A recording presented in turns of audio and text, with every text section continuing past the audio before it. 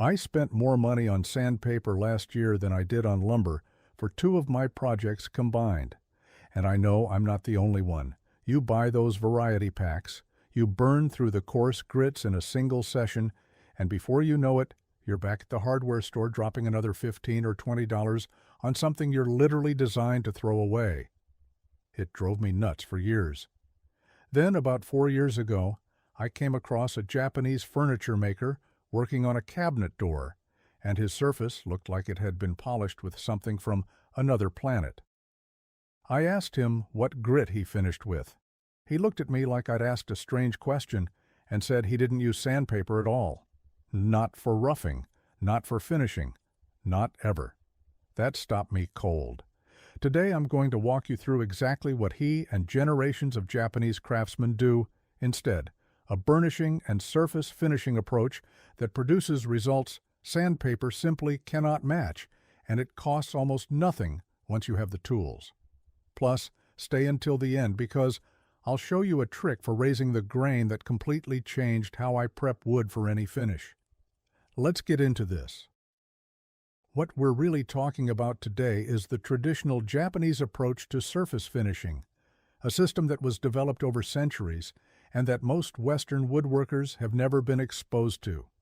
It's not complicated, but it does require you to think about wood surfaces in a fundamentally different way. And once you make that shift, you'll wonder why we ever thought scratching wood with rocks glued to paper was the best we could do. So let me give you some background on where this comes from, because it matters. Japanese woodworking has a history that stretches back well over 1,000 years. The temple carpentry tradition alone has produced structures that have stood for 14 centuries, and many of those buildings still have original interior surfaces that look remarkable. But the surface finishing methods I'm sharing today come more from the Sashimono tradition. Sashimono craftsmen were the furniture makers of Japan, particularly during the Edo period, roughly 1600 through 1868. These were tradesmen who built tansu chests, writing desks, tea ceremony implements, and household furniture, often from Paulownia, Hinoki cypress, and Japanese white oak. Here's what shaped their approach. Japan is a resource-conscious culture, and during the Edo period especially, materials were not wasted. Sandpaper as we know it didn't exist in their shops. What they had was wood, hand planes, a few natural abrasive plants, water, and oil. That's it. And from those simple materials, they developed a surface finishing system that actually produces a harder, more lustrous surface than anything you can achieve with sandpaper. I'm not romanticizing this. There's real science behind it, which I'll get into. But the philosophical core is worth understanding too. In Japanese woodworking, the goal isn't to make the surface smooth by removing material. The goal is to reveal the wood's natural character by compressing and sealing the fibers. That's a completely different way of thinking, and it changes everything about how you handle a board from the moment it comes off the jointer. The first thing I learned from watching traditional Japanese woodworkers is that they spend time reading the grain before they ever touch the surface with a tool. And I don't mean glancing at it, I mean actually studying the board, figuring out which direction the fibers run, where the grain reverses, where there are knots or irregularities that will cause tear out. Most of us do a version of this when we're jointing or planing rough stock, but then we abandon it completely when it's time to finish. We just grab a sanding block and go back and forth. The Japanese approach treats grain reading as the single most important step in surface preparation, because if you're going to plane or burnish a surface instead of sanding it, you need to know exactly how the fibers are oriented. One stroke in the wrong direction with a hand plane will tear the surface, and unlike sandpaper, you can't just keep grinding past the damage without removing material you don't want to lose.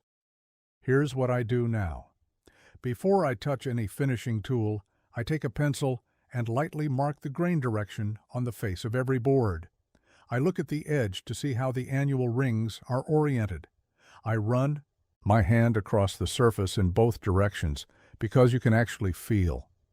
When you're going against the grain, there's a subtle resistance, almost like petting a cat the wrong direction. This takes maybe 2 minutes per board, and it saves enormous amounts of frustration. Once I started doing this consistently, my tear-out practically disappeared, not just with Japanese methods, but with every hand tool operation in my shop. Now, the heart of this entire system is the kana, the Japanese hand plane, and this is where a lot of Western woodworkers get nervous, because the kana looks unfamiliar and has a reputation for being difficult to set up. I won't pretend there's no learning curve. There is, but it's not nearly as steep as people make it sound, and the results are worth every minute you spend learning. A kana is a pull plane, meaning you draw it toward your body instead of pushing it away. The body is a block of Japanese white oak, or sometimes red oak, and the blade is laminated steel, a hard, high-carbon cutting edge, forge welded to a softer iron back. What makes the kana special for surface finishing is the quality of the cut. A properly tuned kana with a sharp blade doesn't just remove a thin shaving, it severs the wood fibers cleanly at the cellular level. When you sand wood, even with fine grits like 320 or 400, you're tearing and scratching the fibers. Under a microscope, a sanded surface looks like a plowed field. A plain surface looks like a clean cut across every single fiber. That difference matters enormously for how the surface takes finish, how it reflects light, and how it feels under your hand. The first time I used a kana on a piece of cherry, I got the blade dialed in to take a shaving about 1/1000th of an inch thick. The surface it left was unlike anything I'd achieved with sandpaper. It had a natural sheen, almost like there was already a coat of finish on it. The wood seemed to glow from within, and that's not an exaggeration. It's because the intact fibers reflect light in a uniform, coherent way that torn fibers simply cannot. If you're not ready to invest in a kana yet, you can get part of the way there with a well-tuned number 4 or number 5 bench plane with a high-quality blade, something like a Hawk or Lie-Nielsen replacement iron. It won't be identical, but it's the same principle. Take the lightest cut you can manage, going perfectly with the grain, and compare that surface to your best sanded surface. You'll see the difference immediately. By the way, if you are enjoying learning about these ancient methods, I put together something I think you will really appreciate. It is called Kenji's Workshop, and it is a collection of 100 ancient Eastern woodworking secrets for the modern craftsman, techniques like the ones we are covering today, and a whole lot more. You can grab your copy by scanning the QR code on screen, or just use the first link in the description. All right, let us keep going. Once I understood the planing step, the next thing that fascinated me was how Japanese craftsmen handle what we would call fine finishing, that final stage where we normally reach for 220 grit and work our way up.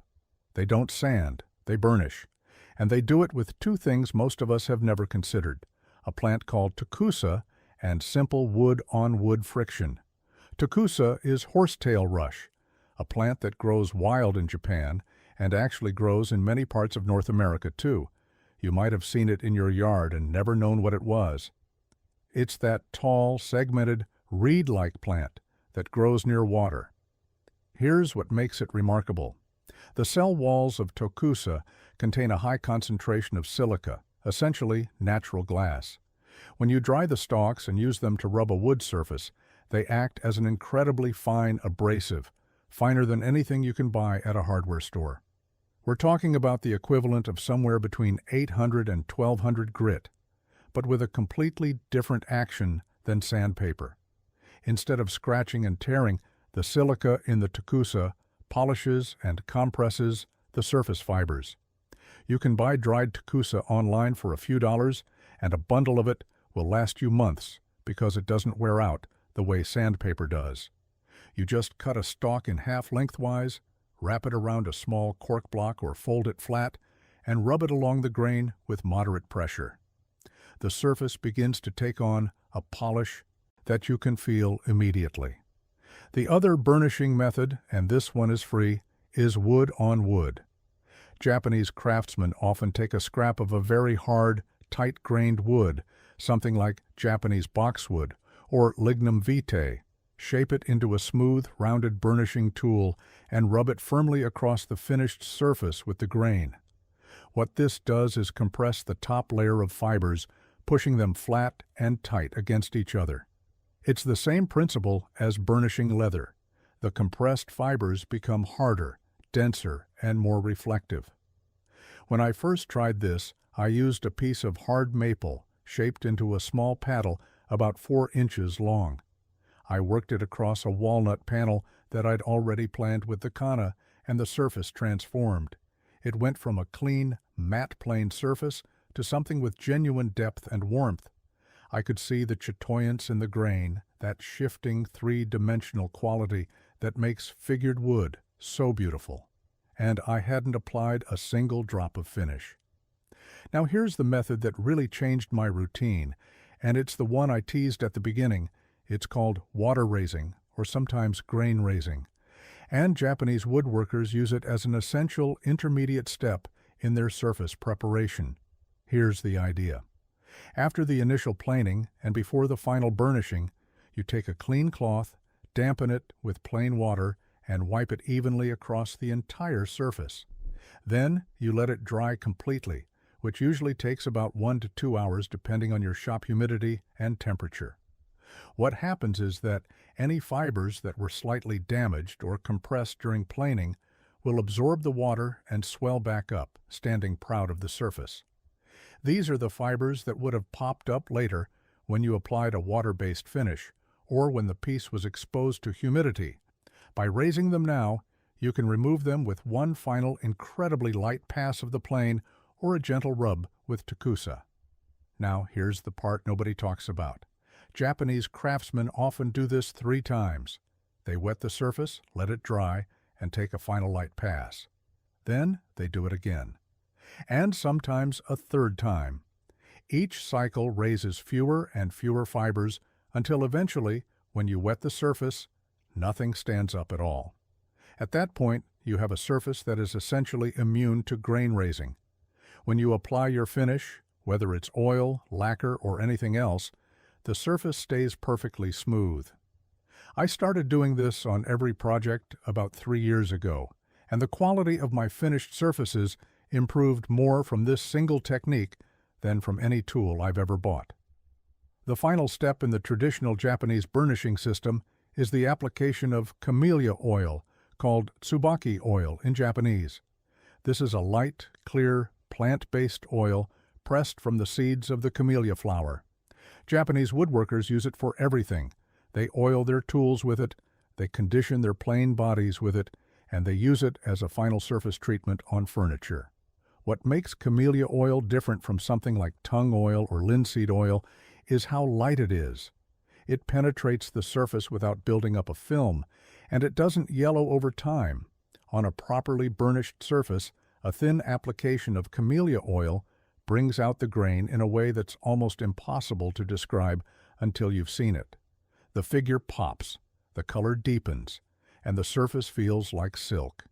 You apply it with a soft cotton cloth, rubbing with the grain, using just enough to darken the surface evenly. Let it sit for about 10 minutes, then buff it off with a clean, dry cloth. One small bottle costs around $10 to $12 and will last you well over a year. Compare that to what you spend on sandpaper in a single month. Let me share some patterns I noticed in my own work that this tradition handles completely differently. No judgment here. I did all of these for longer than I care to admit. The first pattern is sanding through the grits mechanically, starting at 80, moving to 120, 180, 220, and sometimes higher, without ever really looking at the surface between grits. Most of us do this on autopilot, but the Japanese approach makes you look at the surface at every stage, because each step is deliberate and produces a visible change. You're not grinding through a sequence, you're responding to what the wood is telling you. The second pattern is relying on random orbit sanders for promised at the beginning. This one is specifically about getting even pressure on a long edge glue up, and it is a technique I have never seen in any American woodworking book. Traditional Japanese craftsmen would sometimes apply a very slight convex curve to their clamping battens, just a few thousandths of an inch over 2 feet. You can do this with 3 or 4 passes of a hand plane along the middle of the batten. What this does is ensure that when the wedges drive the batten against the workpiece, the pressure hits the center of the joint first and then spreads outward toward the ends. This counteracts the natural tendency for pressure to concentrate at the ends, which is what causes those hairline gaps you sometimes see in the middle of a long-edged joint. I started doing this about 2 years ago, and I have not had a single open joint since. It takes 30 seconds to add that slight crown to the batten, and the difference in joint quality is remarkable. You do not need a measuring tool for this. Just take a few light passes with your number 5 plane down the center third of the batten, check it by rocking the batten on a flat surface, and when it just barely rocks, you are there. One more thing before I let you go. I spent a long time gathering the best ancient Eastern woodworking methods I have come across, and I put them all into a book called Kenji's Workshop. 100 techniques that most modern woodworkers have never seen, with step-by-step photos and clear explanations you can actually follow in your shop. Scan the QR code on screen right now, or grab it from the first link in the description. I appreciate you watching, and I will see you in the next one.